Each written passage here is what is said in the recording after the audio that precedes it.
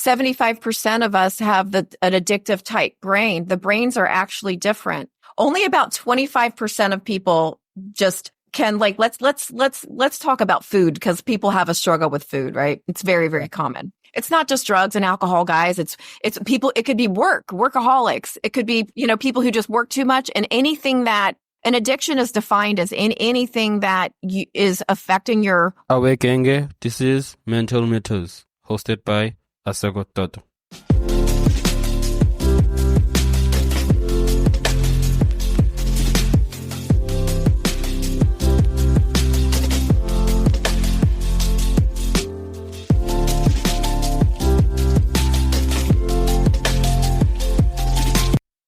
Hello everyone, welcome to another episode of Mental Matters. I'm your host, Asekho Toto, and before we dive into today's incredible conversation, I have a small favor to ask. If you enjoy what you hear today, please take a moment to rate and review our podcast on Apple Podcasts, Spotify, or wherever you listen. Your feedback not only helps us improve, but also helps others discover the valuable insights we share every week. And if you find today's episode particularly inspiring or insightful, don't forget to share it with your friends, family, or anyone you think could benefit from it. Thank you for your support. It truly means the world to us. Now, let's get back into our conversation. How did it felt in terms of being diagnosed with multiple, I would say, mental health disorders? Yeah. So did I tell you that already? Okay. Yeah. So over my lifetime. So I was born in the 70s. So back in the 70s, I think that's when it started, because a lot of people had some trauma going on back then, and we didn't go to therapists. It wasn't even a thing. It was just like, deal with it, right? So I'm 50. So back in I was born in 1974. My parents were divorced in 1979. So I was only 5 years old. I had a younger brother and an older sister, so I'm the middle child. And just with the parental, them separating and my dad kind of disappearing, that leaves trauma for a child. A lot of people are children of divorced parents, and that's a abandonment wound that causes a lot of trauma. And a lot of people don't realize that they have childhood wounds like this, like emotional and physical abandonment, which leads to, for me, it led to anxiety. And everybody deals with trauma different. Everybody does deal with it differently. So for me, I got really bad separation anxiety. It was like, well, man, if my dad can leave, my mom can leave too. So I thought I was going to be like, my little child brain doesn't know. I'm like, oh my gosh, our parents can leave us. So that's when the anxiety started, separation anxiety. Like every time my mom left the house, I was afraid either she wasn't going to come back home or she was going to be killed in an accident. That's just what happens. And I would have these racing thoughts, right? Like racing thoughts. And that's kind of when no one's there to teach you how to self-soothe. That's what I think starts a lot of addictions, is people are really just looking for relief from suffering. That's what you're looking for, is relief from suffering. So I had my first drink of alcohol at age 11. Yeah, because I was on vacation with a girlfriend of mine and her family, and they had left alcohol out on the counter in the condo that we were staying at. And we were like, let's try it, because we were 11 and we're stupid, and we mixed a bunch of alcohol together. But what I can tell you is it was the first time in my life that I could remember that I didn't feel anxious. It was like, oh my gosh, this is the answer. That's how, and that's like a big red flag. That's a big red flag for anyone who might be prone to addiction. Like if you feel all of this relief from alcohol, you're going to seek that out. You're just, like I said earlier, you're trying to self-soothe. You're looking for relief from suffering. And it was the first time I didn't feel anxious. Plus it was fun to be uninhibited, because I always had social anxiety too. like just like around friends. And I didn't have any of that. Also have been labeled ADHD, OCD, depression. So this is throughout my whole life. What I would tell your audience right now is that, guess what? I don't take any medication. There are ways to learn and techniques. And I used a lot of spiritual techniques and law of attraction methods for me that helped, pull me out of all of this darkness, right? And learn how to manage our emotions, learn how to really be mindful of our thoughts. And we don't have to take a pill, because guess what? That reaction that I had to my parents' divorce, and then we also were neglected a lot, because not my mom's fault, but we were left with this neighbor who neglected us as children. So she didn't know, and we didn't know to tell her, because we didn't know any better. We just thought this is how life was. We're kids. So she knew as an adult. We told her when we were adults, like what happened with the neighbors, and she felt so bad. She just had no idea. And we knew when we grew up and had our own children, like, oh my gosh, that was messed up. You know what I mean? In retrospect, like we were really abused. So that caused more trauma. That probably led to a lot of my OCD, obsessive compulsive disorder. A lot of that was, for me, was checking. I was always checking things. Like what that is a mistrust of life. You don't trust things, right? So these types of traumas create this mistrust. Like we didn't get a chance to develop through the stages of childhood normally with security, trust versus mistrust. These are things that are foundational. So if you don't have that as a kid, it leads to racing thoughts, anxiety, OCD, ADHD. And, one negative thought leads to another, and one positive thought also leads to another. So it doesn't mean that we want to suppress our emotions. We do want to process them for sure. But we also don't want to live there in the negative, because when we live in negative emotions, that's what leads to depression. So it's okay to process emotions. We don't want to pretend like they don't exist, but we don't want to dwell there. We don't want to live there in those negative, fearful emotions. So did that answer your question? It actually did. And you mentioned that being someone that was born in 70s, and definitely you have a different perspective. You had a different perspective when it came to mental health. And I couldn't understand the fact that in some way that even the word mental health didn't exist, because no, nobody talked about it. What is mental health? If I have a problem with myself, I fix it in a way of working. Most of the time, one of the things that you said on your profile, that you were juggling all these things, being a single parent, and also in terms of having an addiction of alcohol, food, and toxic relationships. Yeah. And at some point that I just wanted to speak about in terms of toxic relationships. Sometimes you don't realize that those toxic relationships are addictions. It's just that the fact that it's some point that even in my life I have that of saying that no, I will fix them. I'll fix them. No, not knowing clearly that it's a trauma bond, like a codependency.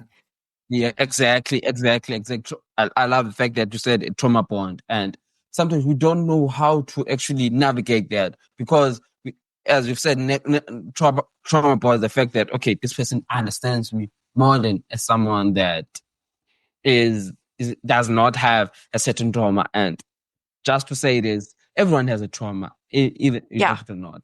Everyone has a trauma. That's the why people who say they don't have traumas and they don't have addictions, if they're a client of mine, they end up having the most trauma and most addiction. They're just not aware of it. And that's one of the things is this, it's in our subconscious too. Like we attract these trauma bonds because we have things that we didn't deal with. So like having my father absent, I ended up being a people pleaser. And when he was around, he was a difficult personality. So then you end up seeking out that familiar, difficult personality, and you want to recreate it. And it's a subconscious thing that you don't realize you're doing. It's a familiar feeling. And so you're going to be attracted energetically to these types of people. And so when you're a people pleaser, like I ended up being from my childhood experience, made me a people pleaser, because it's like, well, if I don't feel wanted, I'm going to make sure that I'm needed. Okay. So you end up being a people pleaser. And then, these manipulative type people can see people pleasers from miles away. So you're very easy to manipulate when you're a people pleaser, because you want to avoid conflict, and, you just agree to things that you don't really even want to do. So that's something I had to work on for the toxic relationships, because truthfully, when we're being when we're people pleasing, we're not being our true authentic selves. It's self-betrayal. And we're kind of being little liars if you think about it. So you don't want to be that way, because when somebody asks you to do something, for instance, and you really don't want to do it, but you say yes anyway, because you don't want to have a fight, you're lying to them. You're telling them, sure, I'll do it. And you smile and nod. And then you end up eventually being resentful to that person, because you weren't honest. You didn't say, hey, you know what? I really don't have time for that. Or, that maybe you could find somebody else. That's what you really want to say, but you're just like, sure, I'll do it. I'll do it, because you want everybody to like you, right? You want everyone to like you, and you don't want to. Definitely. You don't want to have conflict. So that's something that people pleasers, and I'm a former people pleaser, so I had to work on that. So I stopped attracting those types of manipulative people who would take advantage of that characteristic in me to please people. Because if someone's manipulative, they love a people pleaser, because they can get you to bend to their will. They can get you to do whatever they want you to do. But part of it's our fault. We got to take accountability for being not authentic and telling people whatever they want to hear, instead of being honest about ourselves. And that starts with dating. It starts when you're dating somebody, because a lot of times people are dating, and they, on the first, second, third date, they want the other person to like them.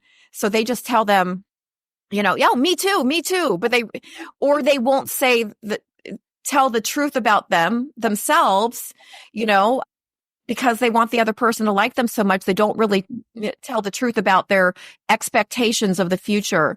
They'll just be too agreeable. They might have a lifestyle difference, but they don't mention it. They have different values than the person they're dating, and they don't bring it up. And then that's your fault. You end up in a relationship with someone who doesn't share really important things. And because you weren't honest in the beginning when you were dating, you need to tell people, just be yourself, and the right people are going to be attracted to you.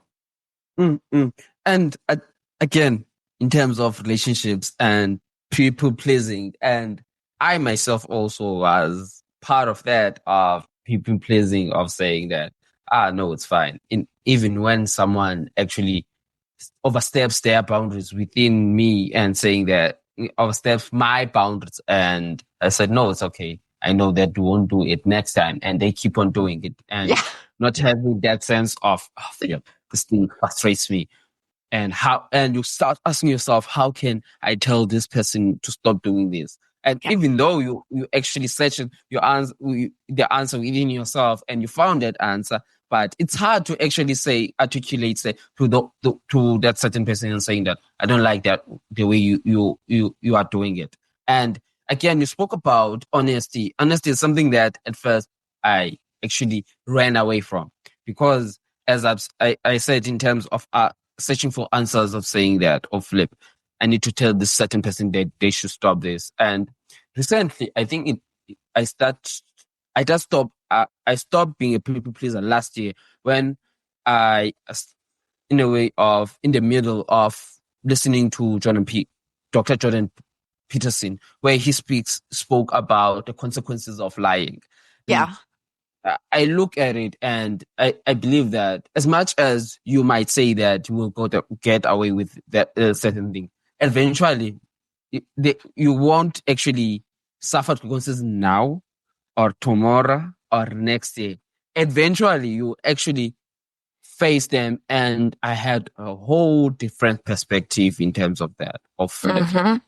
So let me not stop lying to myself, because I know the truth that the things that this person does to me is wrong. So I need to actually express my feelings. And when you express your feelings towards a person and saying, nah, you are you are complaining too much, things like that, not knowing that, no, I don't want to be like you in terms of people pleasing and not talk about my emotions. So towards that, as I've said that you spoke in terms of being a former people pleaser, how did you actually navigate that in terms of saying, no, I need to pivot from this and look in a positive way? Yeah, to be honest, I'm still navigating it. Like, I catch myself, and that's something that I want everybody to know is it's okay, because if you have that tendency, it's still going to be in you. You're just a nice person and you want people to like you. It's it's okay. It's nothing, but then it turns into these bad habits of not being honest and telling people what they want to hear, and self-betrayal, and not creating those healthy boundaries. Like you mentioned earlier, we want to establish those healthy boundaries right in the beginning, because like you said, it does get really hard and weird when you don't say it and then you have to say it later. They're like, why didn't you tell me to begin with? Right? So it's weird. It's so much easier just to be yourself from the beginning and just be honest. And the right people are not going to be offended. The right people are going to understand, like, hey, these are just boundaries. Like, and it's our delivery we can have when I first started to realize I was a people pleaser, when I first started to change, what I did is I went to the other extreme. And instead of building healthy boundaries, I built walls, right? And I'm like, nobody's going to control me again. And I'm going to tell everybody no, and I got just this attitude, I understand. I went to an extreme. So finding that balance is something I feel like that we just work on the rest of our lives, just making sure to catch ourselves, just like everything in life. We don't ever get to a point where I'm completely healed. I'm done. This is our life's journey. There's going to be things that I haven't healed yet when I'm on my deathbed. That's just how life is. And what is important is self-awareness. So becoming once you learn and identify, oh no, I might be a people pleaser. Uh-oh, what am I going to do about? Just start paying attention, be mindful, pay attention to the way that you feel when someone asks you to do something. Are you resentful? Are you telling people, start asking yourself these questions, really analyzing yourself and your reasons behind why you do things. So that's how you become self-aware, is just start really paying attention to yourself. Most people just live on autopilot. They aren't even paying attention. They're just subconscious. They're not even in conscious creation mode each day. And that's what a lot of my coaching is about, is helping people be conscious creators.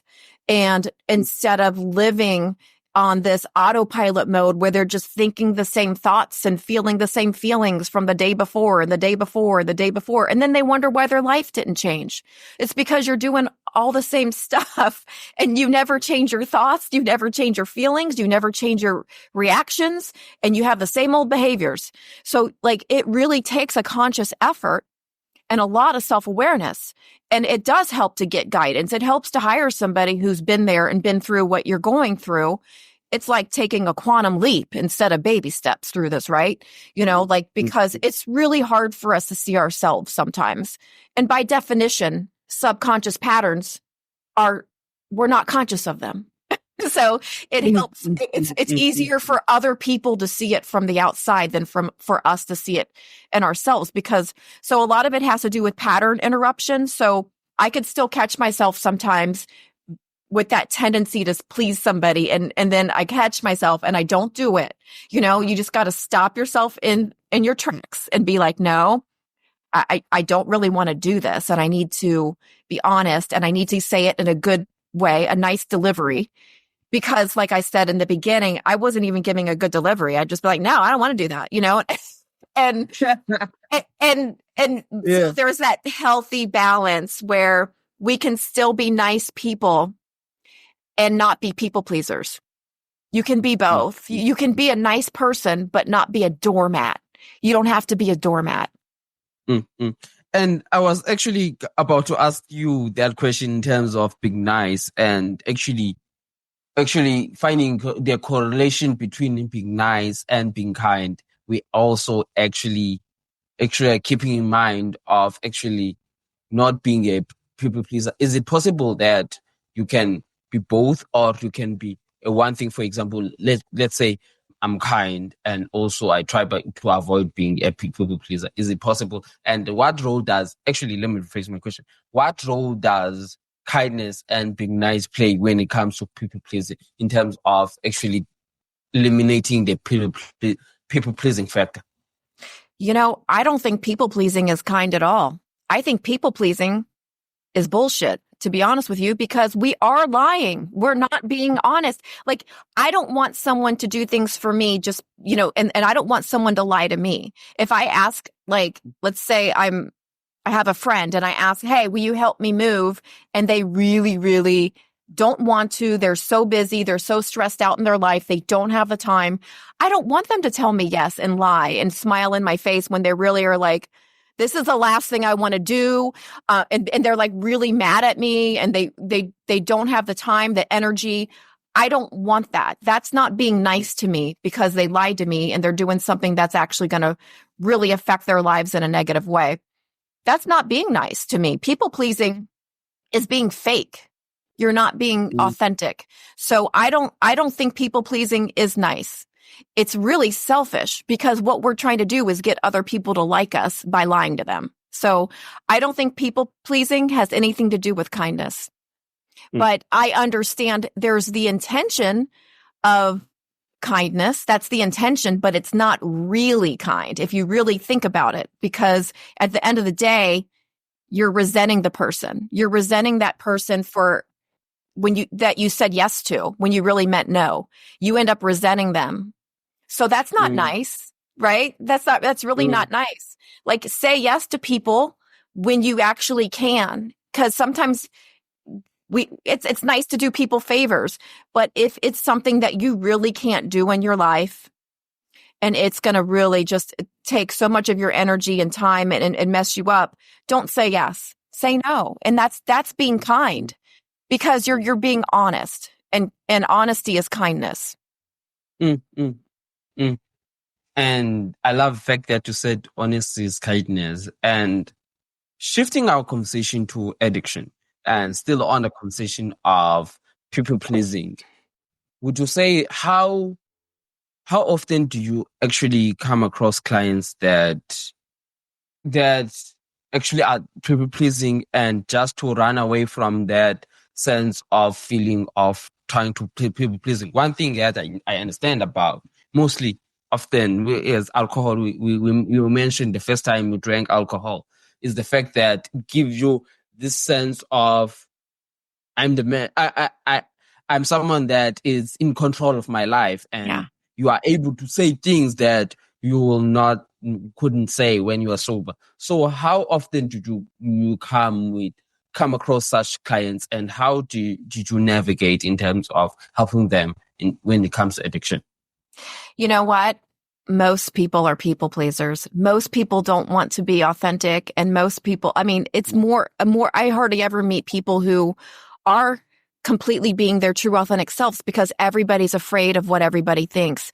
But it is the most liberating thing when you finally get to that point where you realize that people are going to still like you when you are being yourself. They will still like you. And you don't want people to like you for any reason other than that. You want to be able to have these deep connections where your partner or your friend or a family member, where everybody's able to be themselves and be honest. Otherwise, it's not really a real connection. It's not a true relationship when you're having to walk on eggshells and you're not able to be your true self. That's not even real. So you're not disclosing your true self as a person, right? So most people have this problem. Like, I mean, I have one guy that comes to mind as a client who was not a people pleaser, exactly one in 7 years of being a coach. Yeah. And he just did not have that problem ever. And a lot of it was his childhood was different. His dad kind of taught him this stuff, right? So he was a role model, and that way he had some bad habits too. But one of the good things that his dad did was teach him to be himself and not take crap from anybody, right? And just like, hey, it's okay to want things, and it's okay to have these boundaries, and it's okay, like, it's okay for not everybody to like you. We're not going to be for everybody. And that's a huge liberating thing to realize. Like, I know that not everybody, for instance, on this podcast, not everybody who's listening to this podcast is going to like me. A lot of people are going to hate my voice. They're going to hate my voice. They're going to think she's crazy. What is she talking about with this energy stuff? And subconscious what? There's going to be a lot of people who just will find reasons to be critical of me and judge me and not like me. And that's okay. The old version of me, that would have bothered me. I wanted everybody to like me. And it's so freeing to get to a point. And this is what I help my clients do, to answer your question, help to liberate them from caring too much about what other people think. We are not everybody's supposed to like us. If everybody likes you, you're not being authentic. Because there's nobody who everybody likes. We're all supposed to be different, and that's okay. So yeah, not everybody likes you, and it's exactly how it's supposed to be. And who cares? Don't take things personally, because most of the time when people are being critical of you, it's not even about you to begin with. It's about themselves. It's about their own personal battles, something they're struggling with themselves. I have people judge me about talking about my addictions, and it's because they haven't healed their own addictions. And they might not even consciously realize that's why they're judging me. It might not know it but they know they're being critical, and it's because maybe they have their own food addiction that they're struggling with. They have their own they don't want to quit alcohol, so they hear me talking about being alcohol free, and it irritates their soul because they're not ready. People get really defensive when they're not ready to hear the truth. They get defensive and critical and judgmental. And that's nothing to do with me. So that's just a really important thing for anyone to hear, and something my clients go through. With clients, I can help them exactly as much as they're vulnerable with me. As long as they're vulnerable and open about their past, about their lives, about, what's going on in their mind, it's very easy to help people. But, they have to be open and honest and vulnerable. And everybody's so different. Every session that I do is very individual. It's very customized. Like, I can't handle a 14-year-old client the same way I'm going to handle my 56-year-old client, right? Like, you got to meet people where they are. And then when they're vulnerable, it's so very easy to help people. It's just that they need to be open. And I can easily see I'm an intuitive and spiritual life coach. So I can also see a lot of stuff they don't tell me, but I have to wait for them to tell me. I don't call people out on things they haven't shared with me, if that makes sense. So I got to wait until they share it. It does make sense, and I was actually, again, about to actually ask you that in terms of when it comes to vulnerability and how usually Dr. Gabor Mate, I'm not quite sure if I'm familiar with him, where he speaks with who? more. Dr. Gabor Mate. Gabor Mate, yes. Yeah. Love him. Yes. Yeah. No, I love him. He usually speaks about in terms of addiction, and whereas he points out it's actually not about I'm doing the addiction, but it's more often about the shame, and people are afraid of the shame. And it's something that I've seen, and it's something that when was it? I think last month. If I'm not mistaken, it was back in July, where I did a series on addiction. And would you be surprised how many people actually struggle with when it comes to addiction?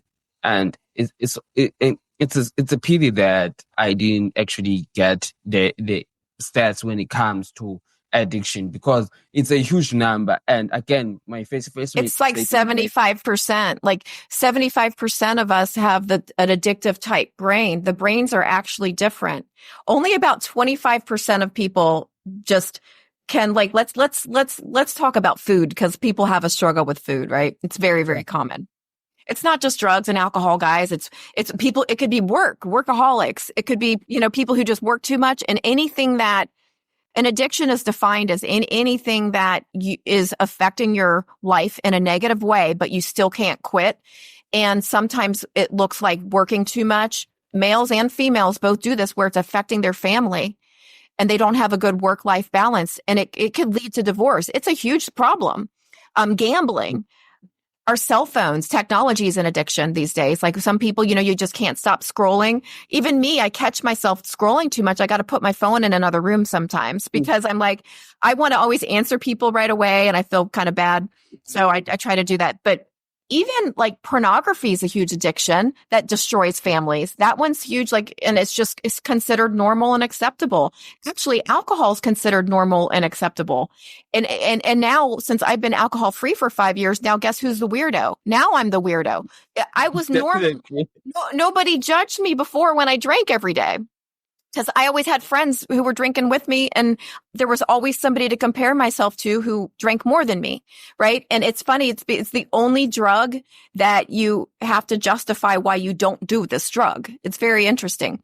But yeah, with Gabor Mate and the blame, shame, and guilt is the horrible cycle that keeps you stuck in addiction, because that would happen to me. Like, let's say that I drank. Mine was red wine. I was just drinking red wine, but I drank it most days, like almost every day for like after work, especially. I would be like, I deserve this. It was my reward. And, after work, and I would be like, this is what I deserve. Like, and it's funny because it was actually self-sabotage, but I didn't see it that way. I saw it as a reward.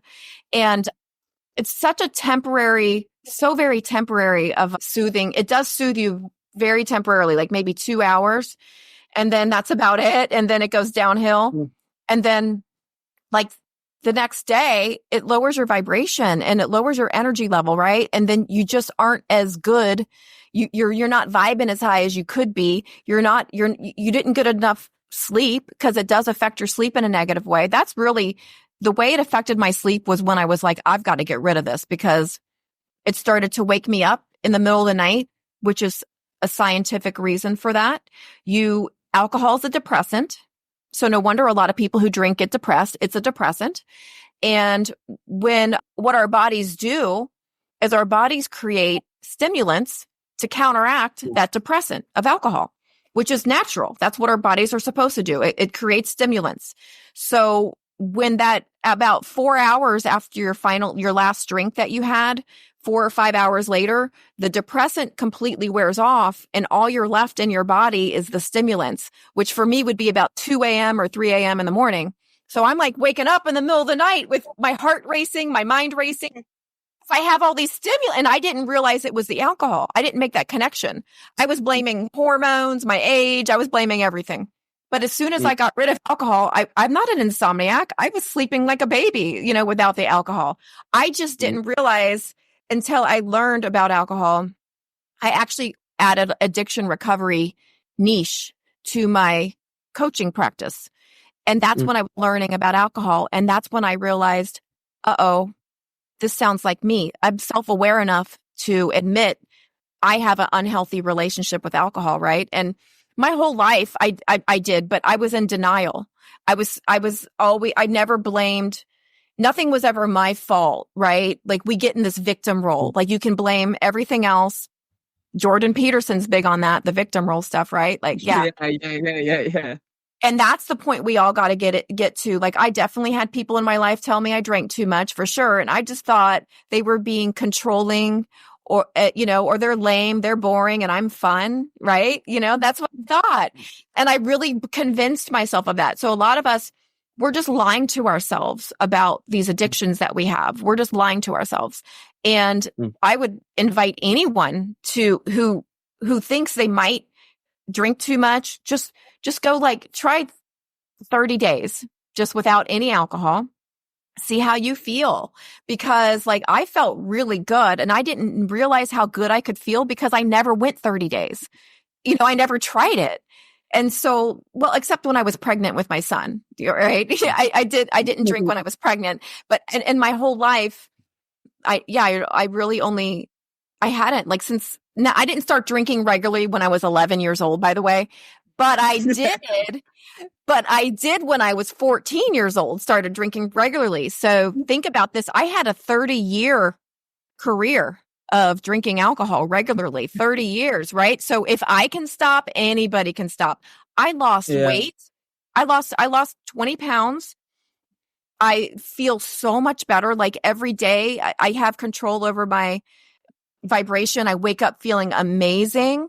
I sleep amazing, and sleep is so important. You guys, sleep is so important. It affects everything your next day. And alcohol does destroy your sleep. It does. You're not getting the quality sleep that you think you're getting. And a lot of people can wear those watches now and it shows how disrupted your sleep is if you drink alcohol. So yeah, there's proof of that. You're not really getting into that REM phase, that sleep cycle. You're not getting a deep sleep. So it really does make a difference in your whole day. Yeah, it's amazing the difference that if you suspect maybe alcohol's dragging me down, maybe my life would be a little bit better if I let go of it, give it a try. Just give it a try. Don't tell yourself this is forever. Or you're never going to try it. You know what I mean? Just give it a try, because remember, at one point in our lives, we didn't need alcohol, and we had a lot of fun. We had a lot of fun as kids, right? We weren't drinking, and it's like alcohol kind of kidnaps you. Like it makes you feel like I have to have this to have fun, and you don't. Now, I'm going to be honest. It takes practice, because every time I went out, I was drinking. So I had to like learn how to go out. Honestly, it's so true. Did I lose some friends? Yes, I lost some friends. That's what everybody's afraid of. But guess what? Were they really my friends, or were those relationships built on alcohol and partying?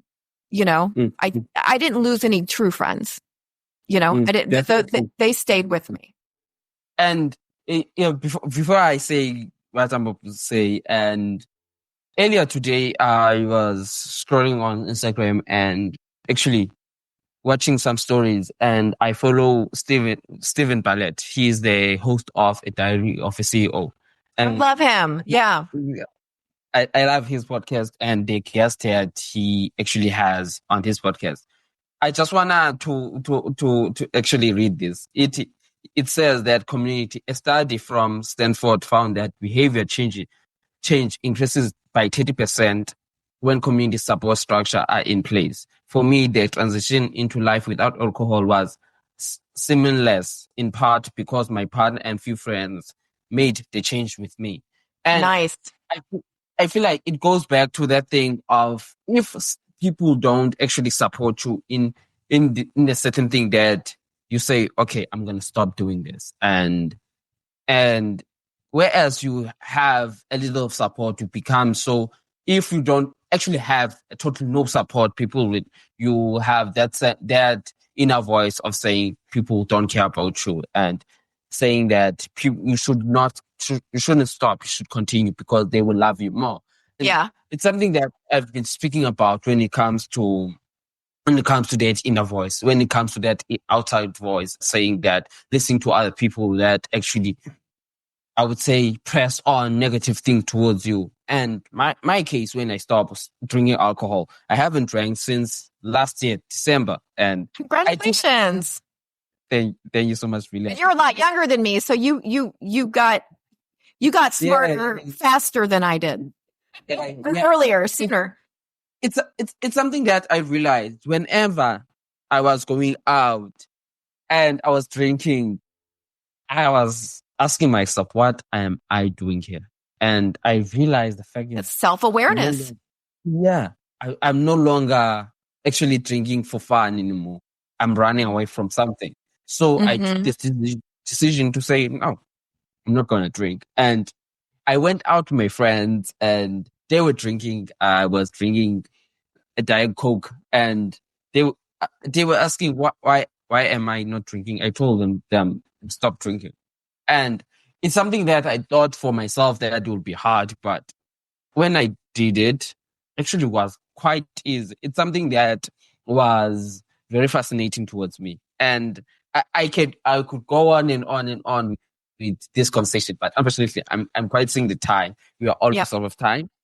What I wanted to say can I insert something here real quick? Because it will really help a lot of people. Like you just said, like everything you're talking about is perfect. And we just change our idea of fun, make it a game, and realize you're going to have leverage over the rest of the world. If you're a competitive person, use that. You can use whatever works for you. For me, spirituality works. Like you always want to replace your bad habits with something else, with a healthy habit. So because you're going to have a lot more free time when you quit drinking, guys. You're going to have a lot more free time on your hands. So find something to do in its place and like for me, I started going to the gym, and that was important for me because it gave me something to do instead of going to happy hour, going out drinking with my friends. So, like then I'm doing something, because otherwise I'd be like, what do I do with myself? I'll go paint the mailbox or something. So you got to find, for me, spiritual stuff, really, finding this spiritual stuff. And I literally had an energetic shift when I quit drinking. Like I knew that I was done. I knew that I knew that I knew. And I interrupted myself earlier when I was about to talk about food addiction and the percentage. So like there's only about 25% of people who can like eat a reasonable, like let's say you cookies, you eat one cookie and then you're just like, I'm done. That's good. I'm good. There's like only 25% of people that can actually just go, okay, I'm done. Most of us want 2 or 3 or the whole sleeve of cookies, so most of us do that. Like, and you have to decide for yourself, are you a moderator or do you need to abstain? Like for me, I'm not good at moderation. So I had to choose abstinence, because even though some days I could have 1 or 2 glasses of wine, I'm eventually always going to go overboard, and I didn't want to risk that anymore. I didn't want to risk having a hangover or getting shitty sleep. And so it's really about knowing yourself. And it's actually easier to be abstinent for me and have nothing than to just have 1 or 2. Like, because I want to go and keep going. If something's good, whether it's a cookie or alcohol or shopping, because you're right, we're filling a void. And when you got to find something else to fill that void. For me, it was God, spirituality, other things like exercise, taking care of your body, take care of yourself holistically, mind, body, and spirit. And that's going to keep you from having that void to fill. And you raise your vibration to the point where it's no longer even, you don't need to seek relief because you already have all these other techniques and ways to fulfill yourself. So you don't have this void, and you're not white knuckling it. A lot of people who quit a habit, they really still want it. Like if it's a cigarette or whatever, they just really, really want it, and they haven't done the work on themselves. So they're just having cravings all day, every day. I don't have cravings for any of these things because I've done the work on myself. And that's what I try to teach people, is how to do this work so you don't even get the temptations and the cravings anymore. I had a guest as she is some sort of a coach when it comes to food addiction.